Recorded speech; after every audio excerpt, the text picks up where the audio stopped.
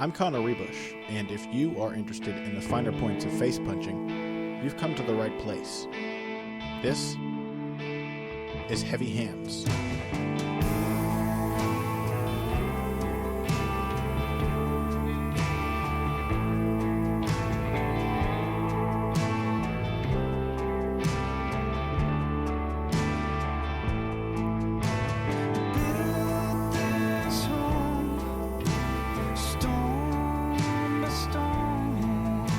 Hello and welcome to another episode of Heavy Hands. I am your host, Connor Rebush, joined, as always, by Mr. Patrick Wyman. And Pat, we have an excellent, fascinating, and potentially confusing topic to discuss today. Of course, last weekend we had a UFC Saskatoon, main evented by Max Holloway versus Charles Oliveira. Disappointingly anticlimactic end to that one, but overall, pretty solid card as we expected.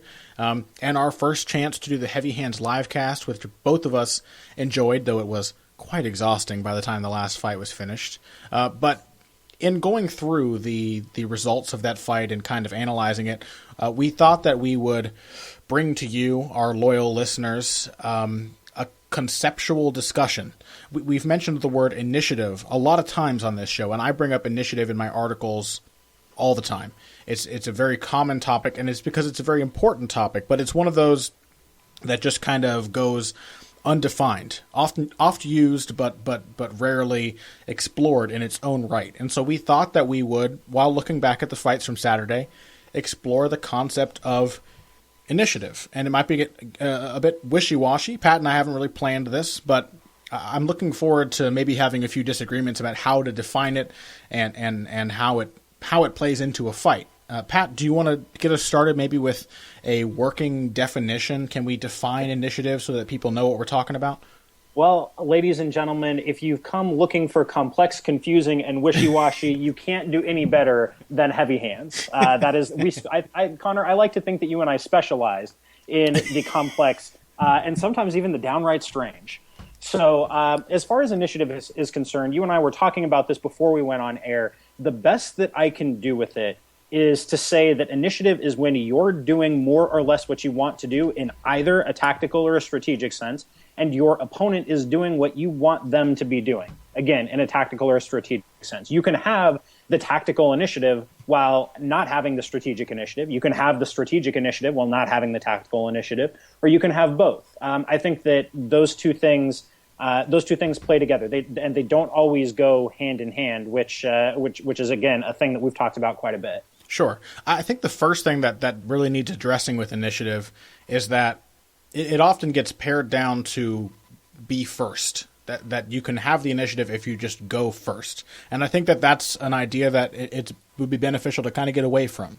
Because the guy who's throwing first isn't necessarily thinking first. He's not necessarily accomplishing what he wants to accomplish. Sometimes he's accomplishing exactly what the opponent wants him to accomplish or not accomplish, as the case may be. So I think that that's a good jumping off point, is to teach a fighter as a trainer, because you hear trainers say that all the time when their fighters are hesitating or when both guys are looking at each other trying to feel out openings. They say, go, just throw, be first. They want you to be the first to act.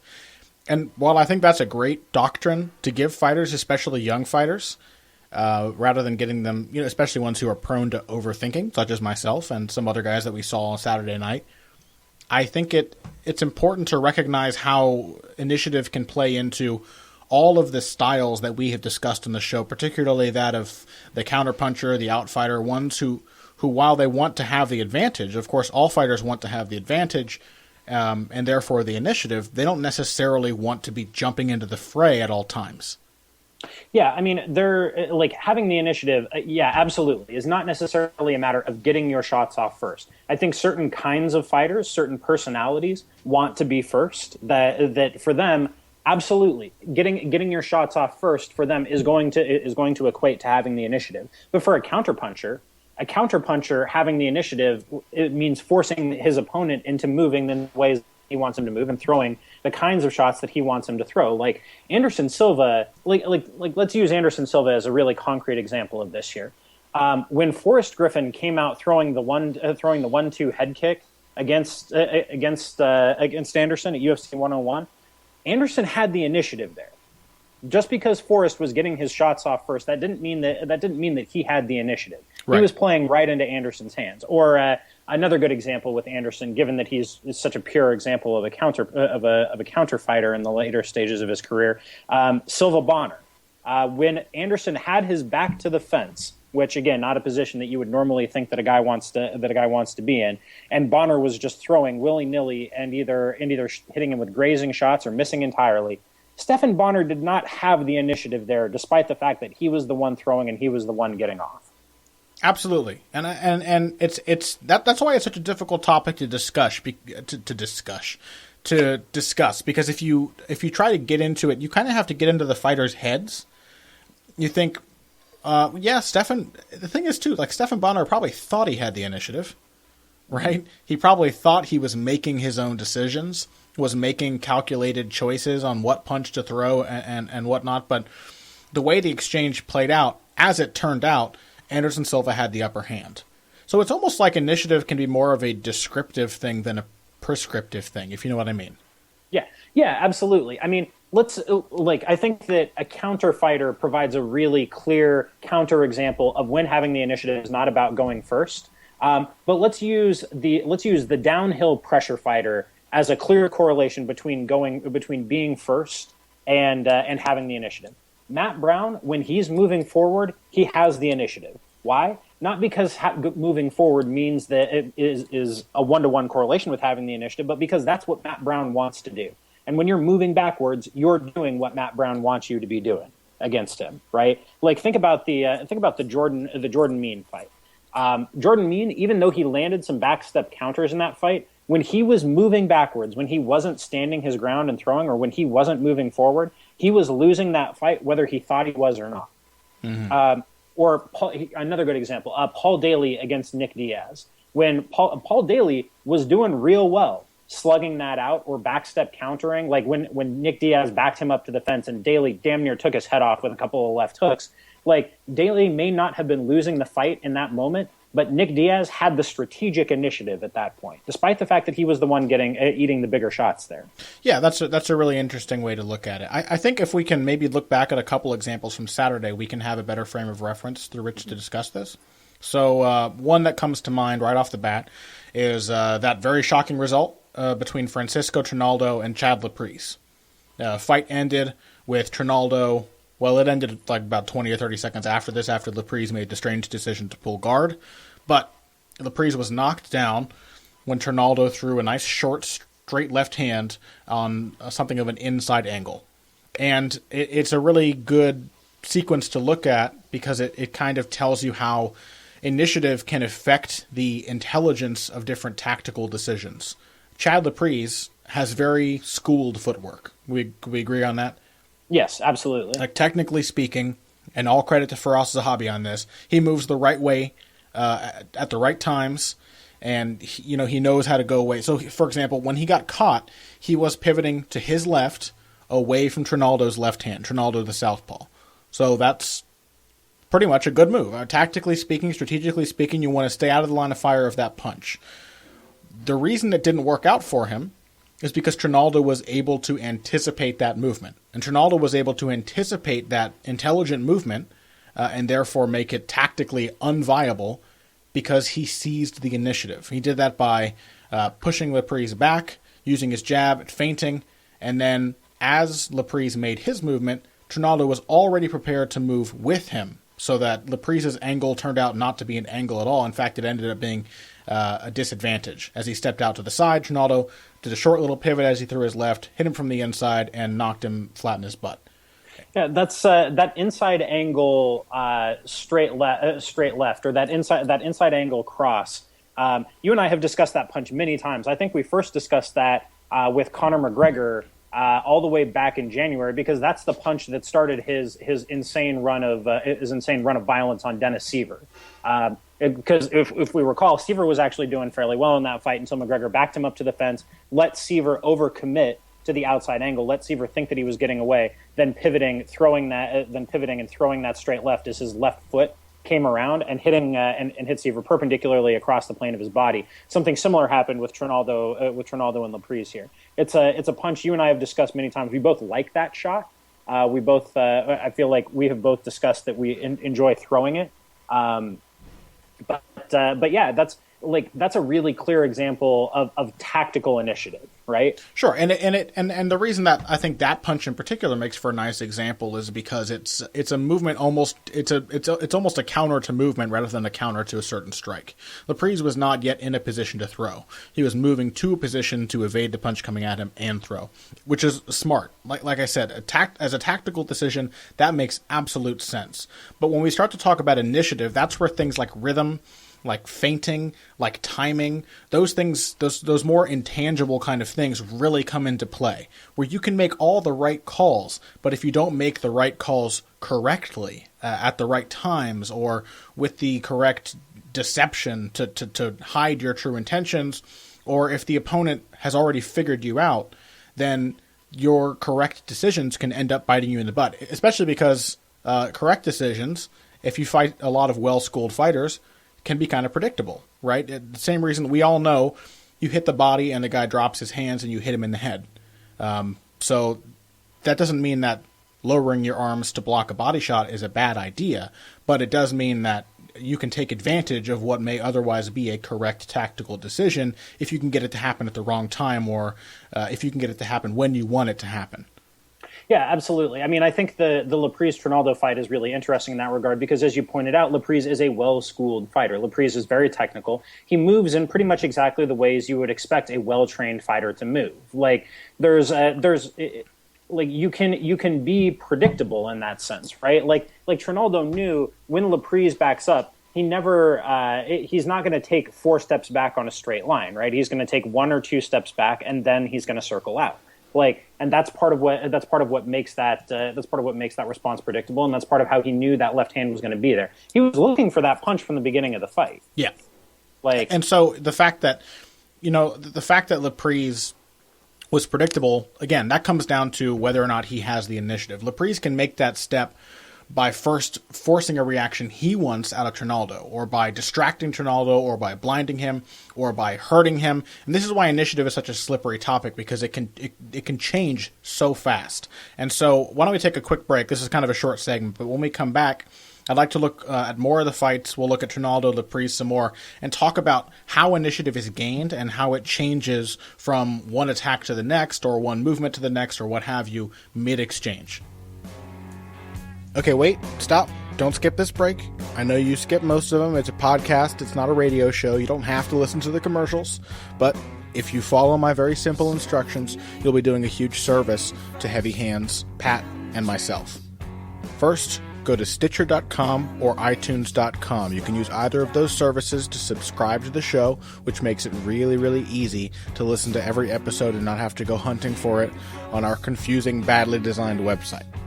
Once you're there, give us a positive rating and a positive review. That means go to the little 5-star thing and click on the star all the way to the right. That's a 5-star rating. That's the best one you could possibly give us. And like 20 or 30 words about how you enjoy the show. It may not seem like much, but it's a huge help to us, and we really appreciate it. It helps us bring Heavy Hands to an ever-increasing audience, which is just good for everybody. So thank you for listening. Please take the time to give us a positive rating and review. Next time that you're on at your computer, at your phone, whatever, iTunes.com, Stitcher.com, search for Heavy Hands, give a positive rating and a review. Thank you. And now, back to the show.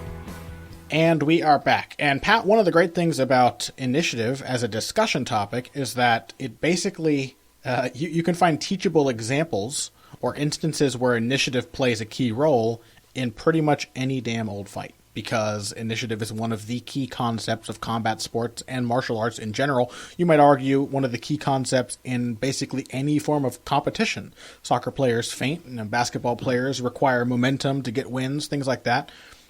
Specifically, as it relates to last Saturday's UFC Saskatoon card, we had a lot of really strong examples on the main card in particular. One that you mentioned you wanted to discuss, Olivier Aubin Mercier versus Tony Sims. How do you see initiative playing a role in that fight? Well, so one of the big things that we talked about before that fight, that was a fight where the dynamics of it were really clear, right? That Sims, who was a more or less pure striker, was going to want that fight sticking and moving at range, and Aubin Mercier was going to want it on the ground. And there was a lot of speculation beforehand that Albin Mercier might get himself in trouble trying to strike too much with a really dangerous guy. But from the very beginning of that fight, Albin Mercier seized the initiative. How? He didn't waste any time striking or trying to set up his takedowns with strikes. He just bodily grabbed a hold of Tony Sims, shoved him to the fence, and then started chaining takedowns together. And eventually he got them. So for the first 10 minutes of that fight, Albin Mercier did not let go of the initiative for a single second. Like, he was in control both from both a tactical and a strategic perspective of where the fight took place, what phase the fight was taking place in, what positions the fight was taking place in, where in the space of the cage the fight was taking place, i.e. not out in the center where Sims could stick and move or where Sims could get his hips back and scramble to his feet. Albin Mercier was in complete control of that. Even in the third round, when Sims managed to posture up and land a whole bunch of sharp elbows while Albin Mercier was holding on to a leg, the fight was still where Albin Mercier wanted it, even if from a strategic perspective, even if tactically things were not going his way at that particular moment. Yeah, and I think it's a great fight to kind of the idea that doing what you want to do, or rather, maybe it's even better said, doing what the opponent doesn't want you to do. Is a great way of looking at it, because you could definitely say in that bout that Tony Sims did a good job on the ground, at least defensively speaking, right? He wasn't choked out by Albin Mercier, who's a great submission artist. He has a great rear naked choke, and he spent long portions of that fight on Sims's back. And Sims was defensively very sound on the ground. He was looking for opportunities. The reason that the initiative was never in his favor, I have Uriah Faber on the brain, evidently, is that he was spending that entire time defending. And again, it's not that defense isn't an effective way to fight. Obviously, defense is very important, but defense is a tool to initiate offense. Offense is typically what seizes initiative. If you are spending an entire fight trying to stop what the other man is doing, then you're spending the entire fight thinking of what he's doing. And part of seizing the initiative is about making him think about what you want to do. It's sort of a doctrine of creating hesitation, as it were. Yeah, I mean, this was a really interesting thing. As we were watching that fight and as we were doing the live cast, I repeatedly referred to this, that Albin Mercier would allow Sims to gain just enough space, give him just enough space to move under him so that Albin Mercier could either get to the front headlock or transition directly to the ride and from there to the back. So even in those spots where Sims thought that he had the space to do what he wanted to do defensively, to seize the initiative, to get back to his feet, to scramble to the turtle, to do whatever, really, Albin Mercier still had the initiative in those, both in a tactical and a strategic sense, because the fight was still more or less where Albin Mercier wanted it to be. He was still in a position where he could chain wrestle him back to the ground if his slight gambit didn't work out. And tactically, it was a calculated risk to get to the position to get to the positions that Albin Mercier really wanted to be in. Yeah, I like that you call it a gambit. I think that it's essentially, if you think about it in boxing terms, it's essentially the equivalent of detecting that your opponent likes to throw lead right hands and then leaning your head forward and giving him your chin with the intention of rolling under the right hand and countering. Knowing what he's probably going to do, giving him the opening that you have identified as the one he wants for that strike. And so, exactly, he may feel in his head that he's like, here's an opening, I have to go for it. But that is your initiative causing him to do that. It's all a matter of planning or forcing the opponent to walk down your avenues. So I think maybe it's a better way to phrase it, to say, doing what your opponent doesn't want you to do. Because that's an example of, that was Tony Sims struggling to his feet, working towards a turtle, was absolutely an example of something Tony Sims doing what he wanted to do. Unfortunately, it was also what Olivier Aubin Mercier wanted him to do, and because Aubin Mercier already had the initiative on a big picture scale, it ended up playing right into his hands. Tony Sims needed to take the initiative away in order to try to take the initiative away, which is why it's such a damnable position to be in against a guy who has done a great job of controlling the momentum of the fight from the beginning. And momentum is kind of the big picture version of initiative. Exactly. Absolutely. I've kind of got Nick Diaz on the brain here, but to return to the example of Diaz Daly, one of the fight that had the greatest momentum shifts of just about any fight that any of us could possibly remember. Strategic, while it had tactical momentum shifts, but strategically, that was very much the fight that Nick Diaz wanted. He wanted a quick-paced, crazy fight. He had the initiative because he was dictating the pace, and largely he was dictating the space of that fight. He wanted it up close to the cage with Daly's back to it. Right? Another great example of that with the same guy, Diaz versus Gomi. Yeah, absolutely. A fantastic example. With Diaz not necessarily getting the better of each of the exchanges, but still guiding the fight in the direction that he chose. I want to talk about, so we kind of talked about the big picture, and we'll return to that. I think when we get to Burkman, Cote, we can have a chance to talk about momentum swings and sort of perceived initiative versus actual initiative. But on a really focused, small scale, I want to talk about Neil Magny versus Eric Silva, because I think that fight had a lot of very small momentum swings. First of all, and we mentioned this during the live cast, I didn't think Eric Silva looked that bad. Apparently the opinion out there is that he looked like garbage. I thought he fought pretty well, all things considered. Yeah, and he himself was not terribly complimentary of his performance in the aftermath. No, and also there's the supposition that his performance was less than it should have been because he's now no longer on steroids. That was put out there by a lot of fighters since the UFC's supposedly more stringent drug testing. We don't really know what that includes. But that all these ideas were out there about Eric Silva, and then just I think the general disappointment around him as a fighter. This guy who looks like he should be a young prospect, but in fact he's a 31-year-old gatekeeper. All things considered, the guy who is well known for being only potent in the first round, he fought a pretty good long game, I thought, and he did a good job of re-seizing the initiative at a couple points in that fight, particularly considering the fact that Neil Magny, who we both expected to be the slow starter in the one at Eric Silva's whim early on, firmly took hold of the initiative from the opening seconds by coming out really, really aggressively. Lots of feints, lots of strikes, pushing Eric Silva back into the fence, constantly making him think about what he was going to do next, so that Eric Silva, I don't want to say he was scared, but he was hesitating. He had to worry about Magny's intentions before he could get a moment or a breath to think about his own. And so, go on. Oh, no. Go ahead. Finish your thought. So like the exchanges, I'm gonna have an article coming out this week on initiative, so you'll get to see this visually. But just if you can envision it in your head, I like to think of initiative kind of as a chart along a line, where below the line is for fighter B, so maybe Eric Silva, and then above the lines for fighter A, Neil Magny. I don't know why I went from B to A. Don't bother with that. We're moving on. Above the line, so each time that a fighter does something that the opponent has to think about, he does something that he wants to do or something the opponent doesn't want him to do, he moves the line in the middle one notch in his favor. And the opponent has an opportunity to respond to that, but that response does not necessarily negate every piece of the action that the first action caused, if that makes sense. So for example, there's one sequence that stands out in my mind where Neil Magny backed Eric Silva up to the fence. First of all, he was using great feints so that Eric Silva was concerned and had to kind of hold back on his counters because he wasn't sure what was a real strike and what wasn't, or where Magny's strikes were going to be going. Then once he got Silva close to the fence, he threw a kind of flashing triple jab in his face, and Silva reacted by covering up. Now, Silva's reaction is not necessarily a bad one. It is a reaction, and that's you obviously in a fight, if you want to seize the initiative, you have to react. But it was mostly defensive because Magny had him at range, he had his jab in his face, and he had caused the reaction. The initiative was still his for the taking. It was still on his side of the central line. So he loops a wide right hand around Silva's guard, he jabs him again, and he cracks him in the jaw with an uppercut. And that forces Eric Silva to step all the way back into the fence.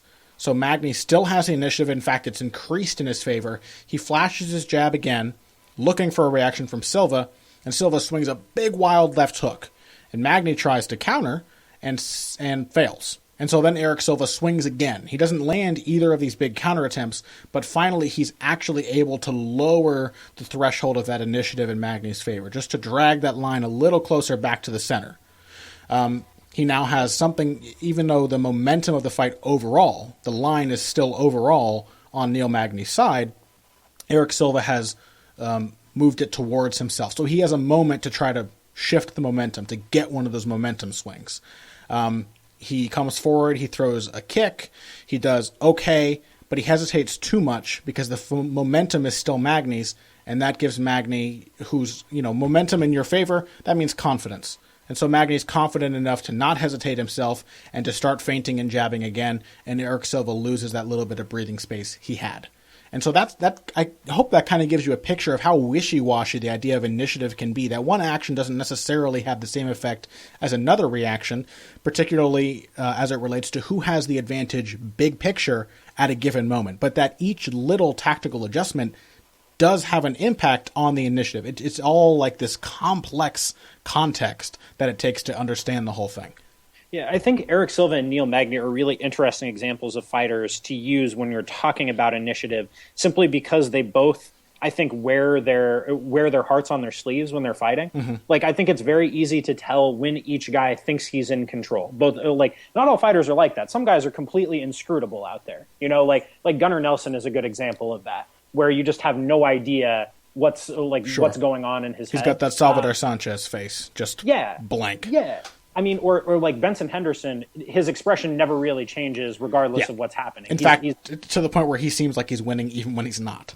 Yeah, precisely. But Eric Silva and Neil Magny, you can both read how they think they're doing in their body language. Like, it's really clear.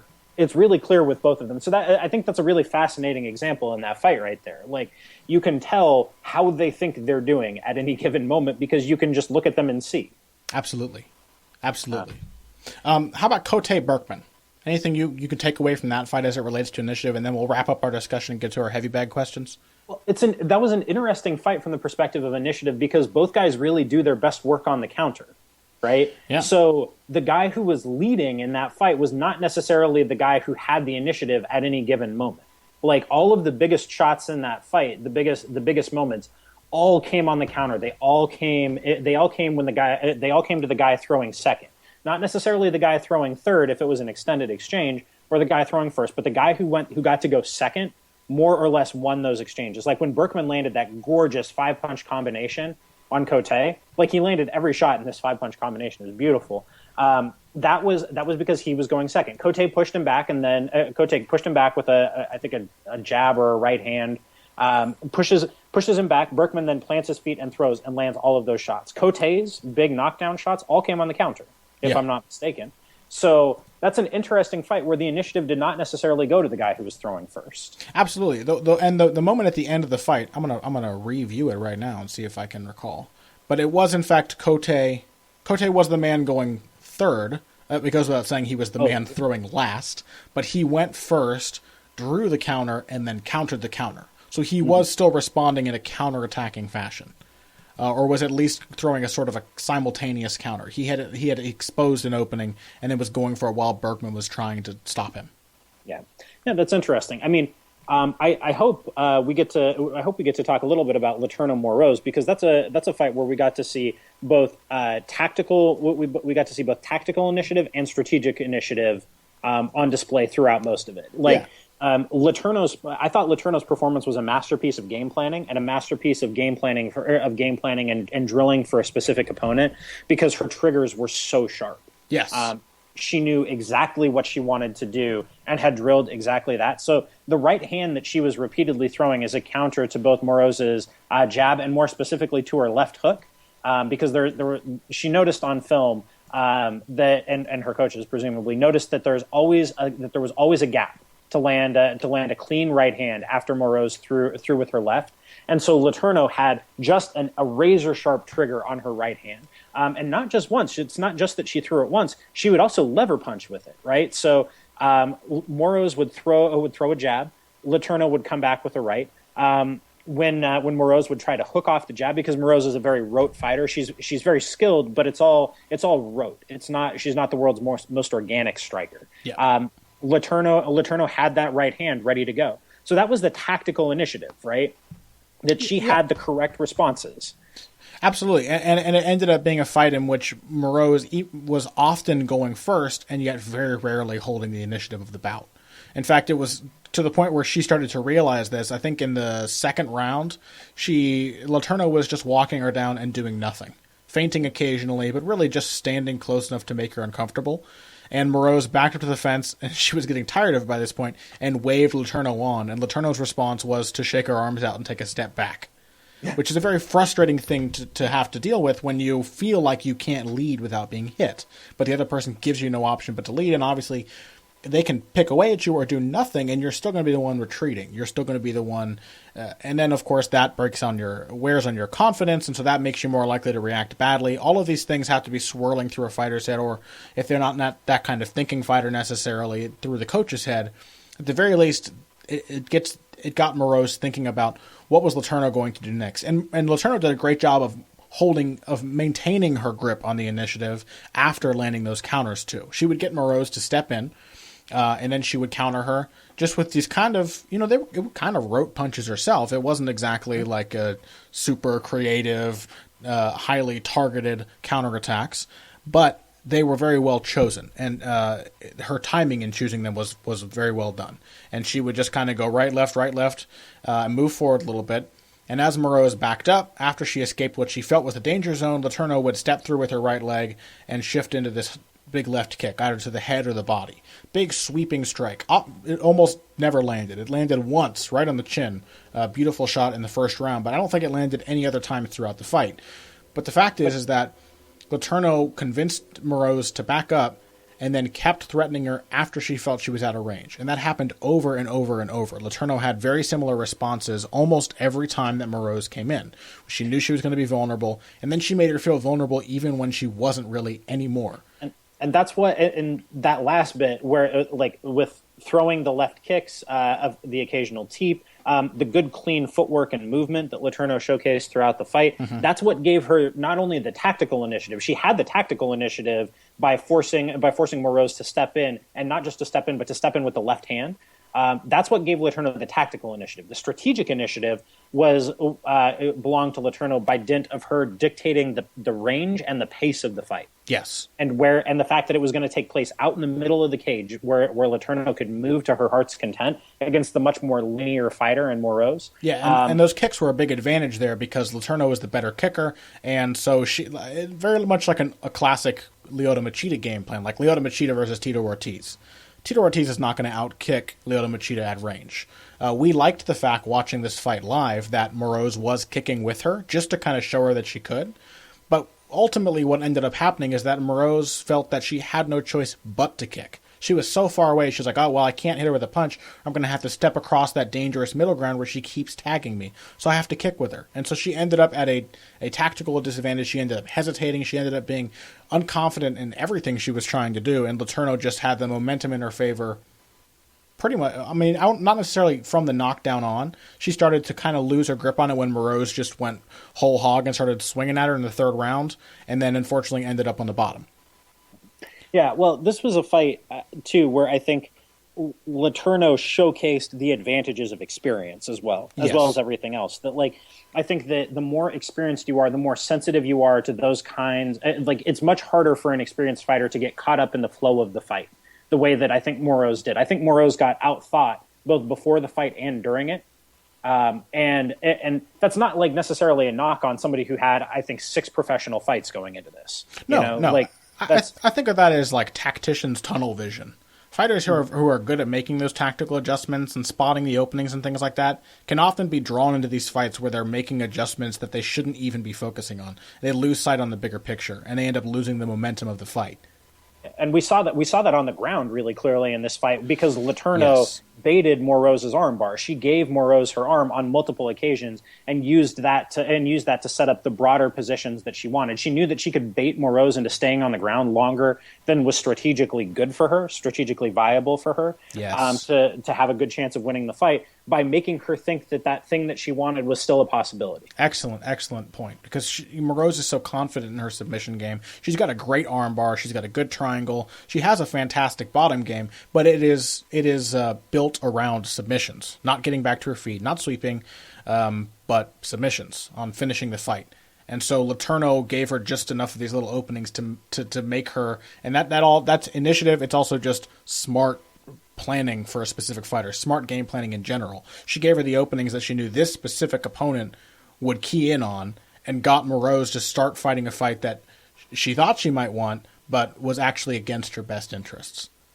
Yeah, I mean, I can't possibly praise enough the what Letourneau's coaches and training partners at ATT did to get her prepared for this fight. Is just one of the clearest fights I can think of where one fighter was just so clearly ahead of the other from a strategic and tactical perspective. They were just ready for everything that was going to get thrown at them. Definitely. And there's one more thing I want to bring up that kind of plays into this.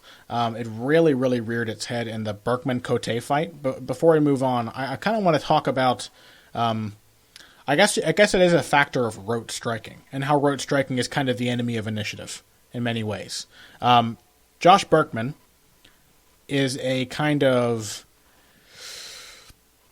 I don't know, he reaches into the bag when he fights, if you know what I mean, where he has like a whole bag of tricks that he likes to try, and he loves to do crazy unorthodox things. And this is something this is an accusation that we've leveled at a lot of Jackson Winklejohn fighters as well.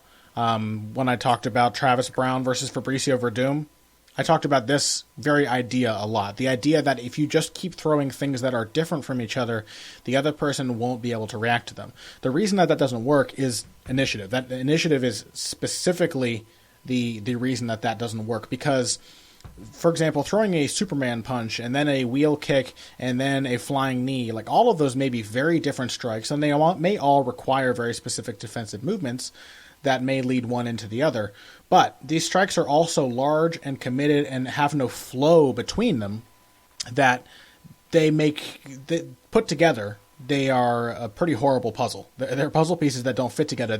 None of them makes a concerted effort to grab the initiative and hold on to it. And that's how you set a guy up. You know, if I'm going to hook off of my jab, very simple examples, typically because very simple things are the best ways to capitalize on initiative.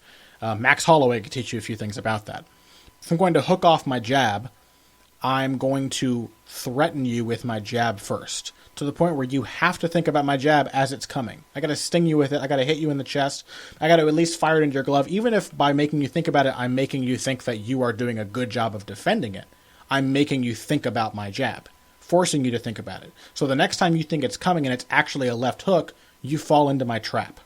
If I'm throwing my jab and then I wind up on a giant spinning kick, it bears no resemblance to my jab. It gives you enough time to say, okay, this isn't what I was worried about. Now I can react differently. You know what I mean? Mm-hmm. Yeah, I think a lot of the reason why more rote strikers tend to struggle with initiative in the tactical sense, in terms of what you're talking about there, is because they tend to struggle with timing. I think that it's harder for a rote striker to get the kind of organic timing necessary to place shots in that manner. Yeah, like when Frankie Edgar throws a combination, everything comes out in the same rhythm, right? It's all pop, pop, pop, pop, or faster because he's Frankie Edgar. But it's all pop, pop, pop, pop. Or Edson Barboza, everything comes out at the same speed and on the same beat. You know, you could set a metronome to it. It might be a very fast metronome, but everything is coming out on the beat, right? Compare that with guys who are really great at doing things like hooking off the jab, or who are really great at lever punching with lever punching, like especially the left hook. Like think Al Iaquinta against Joe Lozon. You're not throwing every punch on the same beat. You're waiting for them to react, and then you're skipping and throwing things on the quarter beat or the half beat to exploit those reactions. Yes, absolutely. It's the difference between, like, I'm throwing this combination, this punch comes after that one because his head should end up there, versus this punch comes after that one because his head is there right now. Yeah, think about here's a really good example. A really good example of this. This is maybe the first and probably the only time that I will ever praise Frank Mir's striking. But the hook off the jab that he used to knock out Bigfoot Silva beautiful had a great little rhythm to it. Setup, yes. Yeah, it had a great little rhythm to it because he jabs and then he waits half a beat, and as Bigfoot's glove comes to the front, then he hooks around it. Like he waited the extra split beat that he needed to get to draw out the reaction that he wanted. Yeah, to get like let the first jab sink in, kind of. Mm-hmm. To let Bigfoot think like, all right, I just blocked his jab. Like that's all he has to think, and no more. Because if you wait too much, then he might be able to predict what you want to do with the jab. Give him just enough time to recognize it. Exactly. Yeah. And so the problem with Burkman is that he did a lot of that kind of rote, unpredictable striking, and sometimes it worked. Like for example, he did a large this sort of Cote made a pretty bad mistake that, you know, a lot of MMA fighters and boxers for that matter make, where he backed up in a long straight line in response to a lunging, feinted straight left from Burkman. And Burkman carried that motion through. He shifted, ended up in the orthodox stance, and then threw a sort of looping right hand, which was now a rear right hand from this new position, and it connected. That's pretty cool. It worked. But it was clearly a pre-calculated decision. Burkman didn't go for a left hand or feint it and then respond to what he saw. He did it as this one big continuous movement. Like, this is a move that I know. And he did a lot of stuff like that, where he would be sitting there and say, in his head, you could almost see the gears turning. He'd be like, okay, now I'm going to throw the side kick. And he would throw the side kick. Okay, what's the next thing I can think of? Now I'm going to throw the spinning back fist, and he would throw that. Whereas Patrick Cote, and we've not necessarily always had great things to say about Patrick Cote's striking, but he was striking a lot more organically. He praised his boxing coach after the match, and I thought his boxing looked better than it has in a long time. Perhaps better than it ever has, from a technical standpoint. And when the fight-finishing blow came, it was the exact opposite of the kind of things that Burkman, who has that extreme counterpunches mentality of constantly planning and thinking and figuring out what to do next, leading him to hesitate. Cote just came in, he flashed the jab, saw Burkman start to counter, and as he was stepping off, he connected with a short right hand while Burkman's hands were away from his chin, while his chin was up in the air, while he was swinging in on a punch and leaning into the blow. Very simple. Drew a reaction out of Burkman and responded to it, rather than sort of doing weird planned things. So it's this kind of this interplay between you're planning because you want to take the initiative, right? Like a hook off a jab, that is an attempt to take and then take advantage of having the initiative. But if you think about those kind of things too much, you give away the initiative just by virtue of having spent so much time thinking and not just reacting. It's a fine line to walk. Yeah. A very fine line. Yeah, I think we have drawn as much as we can out of the well of initiative in verbal format. I mean, I think we've handled it about as well as we can. You could do this for every fight card, trying to break this down, and eventually, hopefully, we'll do another one when we've had some more time to think about this. We can come to maybe a more precise definition. Well, yeah, I think it's been useful. I think we've learned a lot about the idea of initiative here. Yeah, and it'll continue to come up. That's why I like this topic. I wanted to talk about it because it's something that we have brought up, and we will continue to bring it up. Initiative plays a role in literally every single fight, and everything that works or doesn't work, you can almost always draw that down to, well, the guy who got the action to work or not work did or did not have the initiative at that moment, and that's why it did or didn't work. So we will discuss it again. I just thought it might be useful for everybody listening at home to have a sort of a glossary in some of these episodes to find the term and to give them a chance to think about it so that it becomes a more valuable discussion when we mention it again in the future. But I think that wraps up this segment. To finish off today's show, we're going to go to the heavy bag. We have a few questions for you, so we're just going to go ahead and devote the entire next segment to, I think, 2 or 3 heavy bag questions that caught our eyes, so we will get to those right after this break. Okay, so here's another way you can help us out. Go to your couch, lift up the cushions, and scrounge around in the creases for change, lint, like bent paper clips, like a thumbtack that you stab your thumb on and then you scream alone in your living room. Throw all the stuff out except the change. All right, now take that and deposit it into your bank account or your PayPal account. Head over to heavyhandspodcast.com and click on the donate button on the right side of your screen. Whatever money you just found, which you weren't using anyway, send it to us, all right? Because Pat and I will use it. That money helps us keep this show on the air and free of charge, which is great for you. It's great for us because that way we're making a little bit of money. The donations are a huge deal for us. So please go to heavyhandspodcast.com. Any spare change that you might have lying around, hit the donate button on the right side of the screen and send it our way to help us keep this show live. Thanks. And now back to Heavy Hands. Okay, so as promised, we have a couple heavy bag questions for all of you guys. Our first one, I have to play our sound effect. And how many times, Pat, am I going to mention that I'm going to play the sound effect before playing the sound effect? Before I learn that it kind of ruins the effect. I don't know, but I love it. It's one of my favorite Heavy Hands traditions. Here is a sound effect.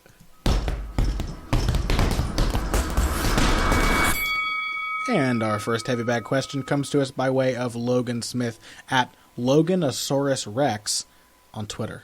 I don't think I've ever noticed Logan's Twitter handle. It's pretty fantastic, isn't it? Logan asks, what are your favorite books about combat sports? We've been asked about book recommendations a few times. And I actually had a series I started and have yet to continue on Bloody Elbow, like many series that I start, called Connor's Library. But I do have some books here that I've enjoyed reading, ones that I want to read. First, I will let you give your recommendations, Pat, see if any of them line up with mine. So I've got 3 recommendations.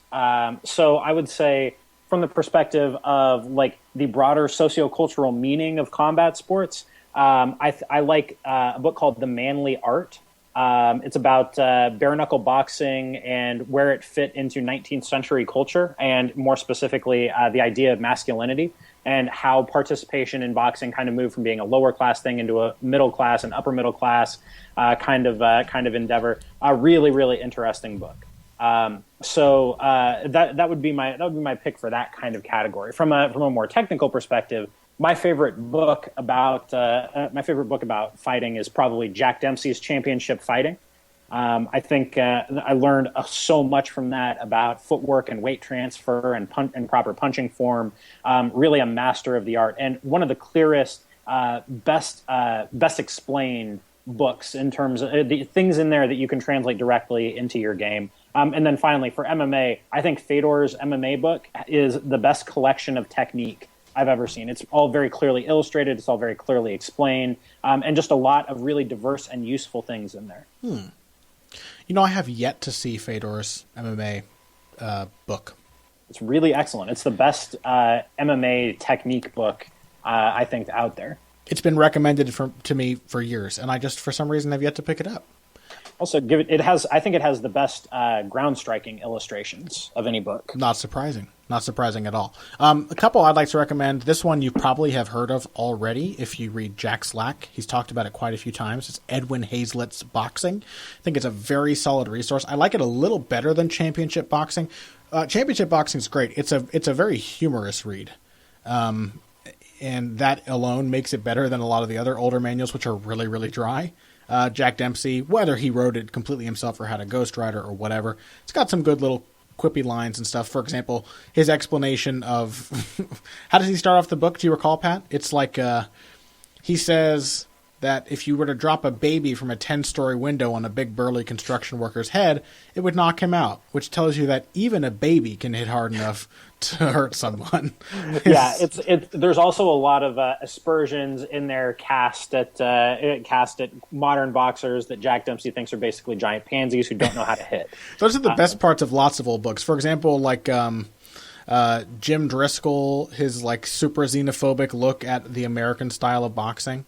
For example, he looks down on almost the very idea of infighting as just being like this rugged, ungentlemanly way of going about things. He's very classically English in his devotion to the jab, and he also talks shit about all of his contemporary English boxers who are letting down the tradition of English boxing. They don't jab well enough or hard enough or time them well enough. So those are always fun little diversions to read. The thing is that from a technical perspective, Championship Boxing has some things I don't necessarily agree with. I don't think they're necessarily wrong, but they're not all things. Like, I don't make my fist the same way Jack Dempsey says to make his. I don't throw my jab the way Jack Dempsey teaches his kind of jolt jab. I think it's useful, but, like everything in it is very much like this is the way to do it. And a lot of books are like that, of course. But if you're going to read a book like that, I prefer Edwin Hazlitt's Boxing. I think it's very, very well-rounded. It gives a lot more sort of a whole picture look at various stances, positions, punches, evasive techniques. It has a little bit less of like a... I guess I just kind of derided books for being so dry, but this is the best dry one out there. Like, it has less of a personal lean to it. It's very much just a straightforward boxing technique book, and it's very comprehensive. So in that sense, I think it's really good. Bob Fitzsimmons has a solid book out there as well. Bob Fitzsimmons, I want to say it's called Physical Culture. If you just look up Bob Fitzsimmons' book, you'll be able to find it. I wish I could recommend it to you. A lot of these are available free online. Championship Boxing, Bob Fitzsimmons' Physical Culture. So if you search them, you should be able to find free ebooks. And that's what's great about old books with whose license have run out. And then I would also recommend, just from a reading enjoyment perspective, can maybe help inspire you to train a little harder if that's what you're looking for. I would recommend the A.J. Liebling collection. A.J. Liebling is the man who created the phrase "the sweet science," and that tells you how big of an impact he has had on boxing. He was a journalist who wrote about lots of different topics. Back when boxing was not a niche thing, but something that lots of people talked about, he wrote about food and travel and boxing, among various other things. And he was an excellent, excellent writer. And it'll really make you kind of fall in love with the sport all over again. So I really recommend A.J. Liebling's boxing writing in general. Are there any others? I think we got that fairly well covered. We got a couple of other really good questions this week, though. We do. We got one from our good friend Phil McKenzie at Evil Greg Jackson on Twitter, where he asks very simply: Nick Diaz, grumpy throwback or before his time innovator? It can be both. In the sense that did he come too early for the modern metagame of having a sick chin and throwing hundreds of strikes a minute? Yeah, which I'm not sure if that's exactly the modern metagame. I don't know. Like maybe that's a comparison to Max Holloway, who does have a sick chin and does throw a lot of strikes. He's certainly more than that, though. And Nick Diaz Nick Diaz has a great style. It works for him, but it's also not like a super. It's not a style that lends itself to prolonged activity in the sport. Yeah, I think. If you only fight once every couple of years, I think it may be. Yeah, it's great for what Diaz is doing now. Absolutely. I think. I agree with Phil that I agree with Phil that he is he was kind of a forerunner in this sense, because I think that he showed us the importance of cardio. That I think that he prefigures the modern game going back to about 2007 or 2008 or so. I think he beat it by 4 or 5 years. Just the importance of output and volume and how important it is to be in shape to be able to go hard for 5 rounds. One of the things about Nick Diaz that's really underrated is that because Strikeforce leaned so hard on him for a few years, he got to fight in a lot of 5-round main events. Long before that became a common thing with the Fox deal in the UFC. Nick Diaz was fighting in 5-round main events. And so that created a different kind of game for him, where he could give up a couple of rounds, not necessarily give them up, but he could work up to a pace, he could work up to a rhythm, in a way that has now become a much more common thing for guys like Max Holloway or, dare I say, Conor McGregor. Sure. There's a reason why when Conor McGregor debuted in the UFC, friend of the show, former coworker of mine, Kaposa at Grabaka Hitman, referred to McGregor repeatedly as the Irish Nick Diaz. Sure. And it's because there are a lot of similarities there in terms of, and also in terms of the swagger and the charisma. So absolutely. I'm a little more on board with Phil on this one. Yeah, I don't think that he's wrong about that. I can see that. I think Diaz was certainly ahead of his time. I myself have talked shit on this notion as well, and as have many others. But the reason Nick Diaz was talked about as one of the best boxers in MMA for so long is because he legitimately was. He was one of the first guys to really take boxing as an art, where he was saying, hey, I'm not just throwing hands in MMA. I have trained with a boxing coach, and I am working boxing against MMA fighters, and he made it effective. And that included using a jab. It included combination punching and body striking, things that are now very common in MMA, or at least quite common, that were not at all common at the time that Nick Diaz started doing them. And so in that sense, I think he was definitely ahead of his time. The thing that kind of bugs me about the idea is that I think that takedown defense is one of the most defined aspects of the modern MMA game. Takedown defense and a jiu-jitsu game designed around the idea of getting safely back to your feet. And that's not Diaz's thing at all. Particularly in that not that Diaz doesn't have good takedown defense, he has very underrated takedown defense, but many of his decision losses have come against fighters who have just gotten him to defend their takedowns, and it basically breaks the rest of his game. It has a huge effect. It's kind of what we expected Chad Mendes to do to Conor McGregor, right? In fact, I think we brought Nick Diaz up when we were predicting that fight. I think we did. Well, I think it should be clear based on, we bring up Nick Diaz fairly regularly on this show. We are both big fans of Nick Diaz's game. Whatever he does outside the cage, leave that aside. But as far as what he does inside it, there's a lot. There should be a lot more respect for Nick Diaz's game than there actually is. Considering the fact that he's not an outstanding athlete, he's not a huge puncher, but he's managed to find a lot of success against very good fighters at the upper end of the MMA talent pool, by virtue of being really crisp and having a really clear sense of what he wants to do in the cage. Well, and it may go against the image that Nick Diaz has acquired for himself, but it's a virtue, or it's a product of dedication. Nick Diaz is one of the most dedicated fighters in the sport. Even as he continues to not fight that much, he comes into every fight having really given it his all in preparation. Whether it's tailoring certain aspects of his game to his opponents, which he does do. He just doesn't have the utmost people around him to help him make the right adjustments. But he certainly comes in with ideas for each opponent. He comes in with a plan in mind, and he's always in tip-top shape. He's basically always training, even when he isn't preparing for a fight. So his dedication to the sport is something that he was in a sense like one of the first, or in a time when a lot of athletes were still not full-time MMA professionals, and Nick Diaz was. So yeah, I can see it. It's kind of it's a little bit of a messy comparison. If you try to stick to it too closely, the metaphor starts to fall apart. Nick Diaz as ahead of his time, but I like it in that sense. At least it gives us a chance to think and talk about Nick Diaz, and that's always worthwhile. That's true. And I think we may have time for one more question briefly from our friend at John's Crazy Life, Silky John Stone on Twitter. And his question is, can we talk about the footwork for lead hand uppercuts and why we don't see them that much? Now, I think there are really two guys in MMA who throw them regularly. There are two of the newest school fighters out there, and that's Conor McGregor and Khabib Nurmagomedov. They're two guys who really throw a fair few lead hand uppercuts. Sure, yeah. I think Iaquinta throws them relatively often. Yeah, he does. But Iaquinta has such a fluid lead hand and fluid lead hip, I should say, too. He just slips so easily over his lead hip. Throws him, has the ability to throw him regularly. Yeah, to me, I think it's worth pointing out that there are in my mind two basic kinds of lead uppercut. Mm-hmm. There is a lead hip only lead uppercut, which I do think is quite viable. It feels very powerful. This is where you'll put your head over your left foot, left leg, hopefully not so far forward that it's directly over your left foot, but you'll basically slip onto your left hip, and then you will twist your body. You'll drive up and off of that left foot, and your weight will stay mostly on your left foot. It may go back to your right, but it ends back up on your left foot again as you rotate through this motion. It's kind of the motion most people think of when they think of an uppercut. It's like think of a Mike Tyson uppercut. That's the motion. You're twisting through it. When Anthony Johnson was throwing rear uppercuts when he did it, but when Anthony Johnson knocked out Antonio Rogerio Nogueira, and he was like almost twisting his body sideways, that's the stationary uppercut, as it were.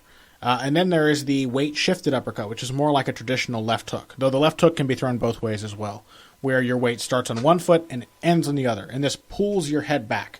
The risk of the one is that your head stays forward and you're kind of vulnerable, but it feels powerful and it's fast. So you can throw it from that position without having to shift, and then you can make your defensive movement. So if you have good timing, you can make it work. And I think that there's kind of two different sorts of footwork for each one, as I think of it. Typically, if you want to throw the lead hip uppercut, you're going to throw that with the same kind of footwork you use to set up a liver shot, where you really need to step offline and get close to, but off to the inside angle of your opponent. It helps also if you can pivot on that inside angle and take it fully, but really, sometimes you want to be so close that your heads are almost touching, so you can twist into that uppercut and pick their chin up. And then that's the version of it that we tend to see from Conor McGregor. Yes, like you recall, McGregor threw it against, I believe, Dennis Seaver. I can't remember if he threw it against Mendez. I don't remember. He threw it a lot against Holloway early on too. Yeah, where he would slip all the way over his lead hip, and then because he's a southpaw, throw it right-handed, but with an outside step, and then he likes to follow it with a left kick. He likes to step across and throw the left kick after that, which takes a lot of flexibility. Shows you how flexible McGregor is. Sure, yeah. And then the other kind is the full weight shifting one, and that one works a little better if you're stepping in the opposite direction, almost as a shift punch, where you would load the one foot and then pull your weight back, and you can continue to move forward. And you're going to be moving with two orthodox fighters. You'd be moving outside the your head outside the lead shoulder of your opponent. If you're a southpaw fighter, you'd be moving your head towards the inside angle. And so you can see why southpaws like Conor McGregor, or like that's a punch that he totally borrowed from Prince Nassim Hamed, of whom it was a specialty. They throw that because they get outside the lead shoulder of their opponent and force them to have to make a big turn. Most fighters are not as comfortable with pivoting in that direction, pivoting to an inside angle, pivoting to the right for an orthodox fighter, as they are pivoting to the left.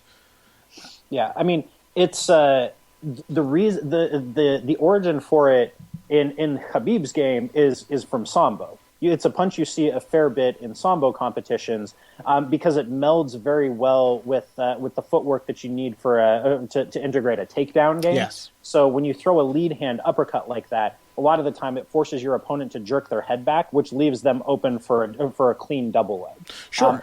Especially for the variant of a double leg that they like in Sambo competition, where instead of dropping your head, it's almost like a like, you know, the difference between like a shot single leg and a snatch single leg? Sure. Where a snatch single leg, you just reach down, you grab their legs, and then you reach down, you grab their leg and use that. And use that plus head pressure. Glover Teixeira, for example, likes a snatch single in MMA. Chris Weidman likes a snatch single. But you're almost hitting like a snatch double with it, where instead of dropping your head, going for a full level change and dropping your head all the way down into their solar plexus, you're pulling their head back with the lead uppercut. Then you reach in. It's like a half a level change. Drop your forehead down to their sternum, and use that to off-balance them for it. But because their head's already pulled back, their weight's back, it's easier to off-balance them for it. You don't have to drive into it so much. You're kind of just tripping them over your hands behind their knees. Exactly. But so it can still be a dangerous punch, like the way that Khabib throws it. I mean, it was like a coffin nail on Thiago Tavares. He knocked him out with that shot, or knocked him down with that shot, and then finished him far too late on the ground. But it can have some pop to it, but it serves to cover distance to set up a variety of chained takedown attempts to allow you to get your hands onto your opponent. Yeah, absolutely. Again, I think it's a little riskier of a punch. You're often throwing yourself forward, but that step I described, having to step offline, it's one of those times, like same for the left hook. Sometimes you really just have to take that step offline and get yourself close to the opponent. That is essentially a penetration step. That is a wrestling maneuver applied to striking. They both require the same thing. And so in closing the distance, and even if they don't jerk their head back, if you hit them in the chin, it's probably going to fly back anyway, right? Exactly. So it's a very intelligent combination of techniques. And a combination of techniques which takes advantage of initiative. Brought it full circle, Pat. Brought it full circle. So on that note, you got what are you working on for this week, Connor? You said you got a piece on initiative. I got a piece on initiative that should be coming out a little later this week. On bad left hook, I've got an article on one of my favorite defensive fighters, Marlon Starling, the master of the earmuffs of the high guard. He'll teach you why everybody who's ever told you hands up was pretty much wrong, and also show you at the same time how to fight effectively with your hands glued to your head. So I'm looking forward to that one. Otherwise, I don't know. The live cast should be up soon, but we'll talk about that in a moment. Pat, what about you? Coming out this week? I got nothing coming out this week. I am more or less off for this week. I have a few things going next week. Start with Bleacher Report next week. If you're looking for my articles on Sherdog after this week, you're looking in the wrong place. They will be on Bleacher Report MMA. But yeah, no, nothing this week. Okay. Well, in case some of you didn't get the chance to listen, and it's not a problem if you didn't, we had our sort of test run for the Heavy Hands live cast last weekend. We've mentioned it a couple other times earlier in the show already, but just so you know, the audio from that will be coming out soon this week. It's quite difficult to sync up the audio with the fight, so it just takes a little time to find the sync points so that if you do want to watch your DVR'd version of the fights after the fact with our audio alongside it, you can do that, and I'll basically have the times in the episode that each of the fights start so that you can sync the two up together. But on that note, it was a test run. It seemed to be received quite well, but we still are figuring out the way that we're going to do it, so we are putting it out to you guys listening right now. If you saw the live cast, you can still find it on YouTube, by the way, if you want to listen. If you saw the live cast, if you didn't, but you want to see the next one, if you have suggestions on how we can improve it, specifically as it relates to lag, because we had about a 36 second delay between our seeing the fights and speaking about them, and it's showing up on the YouTube quote-unquote live stream. So if you have any suggestions for what might be a better streaming format, whether you think that Twitch or Ustream or Periscope would have less of a lag time and be more immediate and more viable, or any other ideas or suggestions you have that could improve the show for next time, we would really, really appreciate it. It's a work in progress for us, but we had a great time doing it. It seems like you guys enjoyed listening to it, so we're looking forward to doing it again. And I think now we can tentatively say we're thinking about doing it just for the main card of UFC 192. Is that the next one we think we can do? Yeah, I think so. Not set in stone yet, but if you guys are, tell us if you have other shows that you think you might like us to cover. Obviously, it depends on our schedules, when we can get together. As we've mentioned many times, we don't have a lot of time to sit down and watch whole events these days. We have to kind of catch up on them, usually the day after, when we're doing our research. But let us know what you want to see, what improvements we can make. We really appreciate all of you guys tuning in for our first go. We can promise you it'll only get better from here. And I can tell you both of us are looking forward to doing it again because it was a blast. So I think that just about covers everything. Yeah? Yeah. Yeah. Oh, by the way, if you have those suggestions, this is what I was going to say. You can find us on social media, or you can send us an email. You can email me, Connor@heavyhandspodcast.com, or you can send us notes on Twitter if you have ideas. I'm at BoxingBush. Pat, you are at Patrick_Wyman. So that's the final nail in the coffin that is this episode. I don't know why I decided to use that morbid phrasing. Thank you guys very much for listening. If you came here today for the finer points of face punching, you came to the right place. This has been Heavy Hands.